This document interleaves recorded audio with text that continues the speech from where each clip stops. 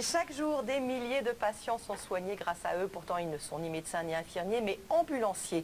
Cette profession méconnue exige l'obtention d'un diplôme d'État au terme d'une formation qui leur permet de garantir la sécurité des personnes transportées. Et au-delà des connaissances théoriques, il faut surtout une véritable vocation pour accompagner des patients parfois en grande difficulté. Reportage Géraldine Zamanski, Benoît Lordelot et Lionel Simon. Voilà, serrez-moi fort. 1, 2, 3. Alors, c'est bien ou c'est pas bien? C'est bien. Attention à vous, on vous couvre bien parce que dehors il fait un peu frais.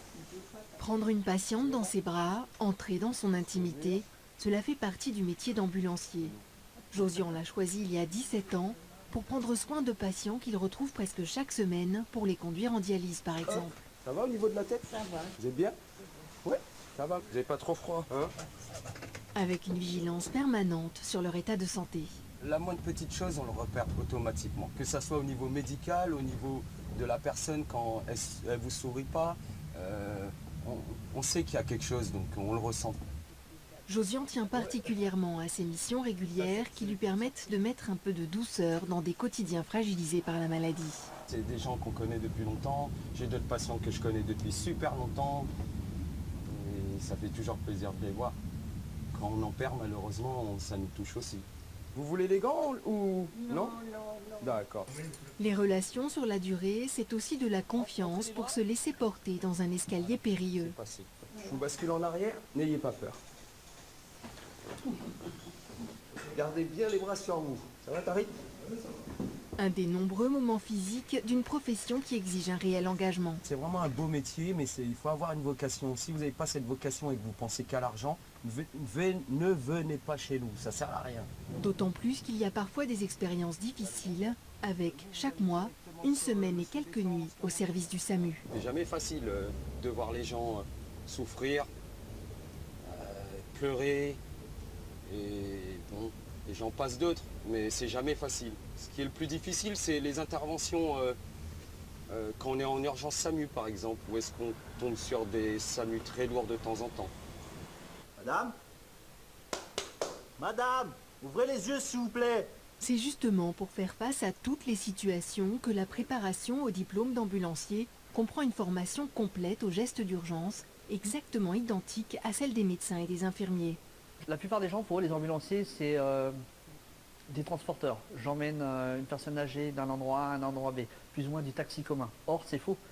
Emmener une personne à un endroit A à un endroit B avec des pathologies, ça se gère, ça s'apprend. Et au jour d'aujourd'hui, c'est ce qu'ils font ici. Il y a différents types de fractures au niveau des os. Fracture complète, incomplète, fissure. Après, il y a ce qu'on appelle une fracture en bois de verre. C'est l'os qui forme une épine. La formation de plus de 600 heures comprend des modules théoriques avec des notions d'anatomie, de traumatologie, d'hygiène. Les ambulanciers doivent être capables de recueillir les éléments clés d'un diagnostic et d'avoir les bons réflexes en cas de malaise d'un patient par exemple. Pendant mon stage aux urgences, j'ai fait un massage cardiaque. On l'a récupéré heureusement et puis voilà, sinon après ça s'est bien passé, un coup de boost, un coup de stress, adrénaline et tout ça. On a commencé une réanimation sur une personne de 25 ans. La plupart de ces étudiants sont en alternance et ont déjà passé plusieurs semaines sur le terrain pour tester leur vocation. Moi j'aime le métier, j'aime aider les gens, être à l'écoute, passer un moment avec les gens. Je suis quelqu'un qui aime bouger, donc le fait d'être en ambulance fait qu'on se déplace un peu partout, qu'on rencontre du monde. Donc voilà, c'est le métier qu'il me faut. Vraiment, je peux vous dire que ambulancier, c'est pas juste des gens qui conduisent une ambulance. Comme moi, je suis arrivé ici avec peu de bagages. Aujourd'hui, je suis à même de vous parler de l'état clinique d'une personne, si c'est grave, si c'est pas grave. Donc les ambulanciers, s'ils font mal leur travail, le patient peut y passer, quoi. Pour le confort et la sécurité des patients, la qualité de la conduite compte quand même. La formation comprend donc des heures de simulation pour s'entraîner aux conditions difficiles. En mission SAMU, il faut aller vite, mais sans prendre des risques inconsidérés.